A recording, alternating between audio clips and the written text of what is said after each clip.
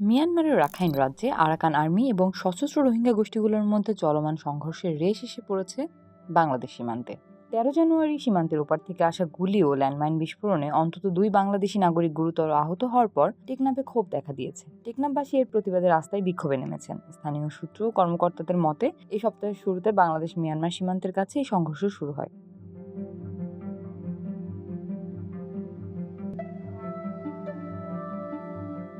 নাফ নদীর ওপার থেকে ছোড়া গুলি এবং মর্টার শেল বাংলাদেশের অভ্যন্তরে ঘরবাড়ি ও আঙিনায় এসে পড়লে সীমান্ত সংলগ্ন গ্রামগুলোতে চরম আতঙ্ক ছড়িয়ে পড়ে। আহতদের মধ্যে 9 বছর বয়সী শিশু হুজাইফা আফনান তার বাবার দোকান থেকে ফেরার পথে মাথায় গুলিবিদ্ধ হয়। আশঙ্কাজনক অবস্থায় তাকে প্রথমে স্থানীয় হাসপাতাল এবং পরে উন্নত চিকিৎসার জন্য জেলা শহরে পাঠানো হয়েছে। অন্যদিকে মোহাম্মদ হানিফ নামে এক যুবক সীমান্তে গোলাগুলির শব্দ শুনে পরিস্থিতি দেখতে গেলে ল্যান্ডমাইন বিস্ফোরণের শিকার হন।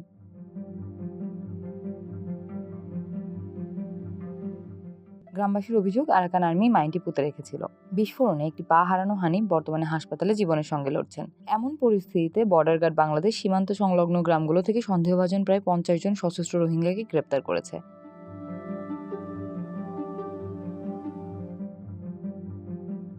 সাম্প্রতিক মাসগুলোতে মিয়ানমারের জান্তা বাহিনীকে হটিয়ে রাখাইন রাজ্যের অধিকাংশ অঞ্চলের নিয়ন্ত্রণ নিয়েছে জাতিগত বিদ্রোহী গোষ্ঠী আরাকান আর্মি।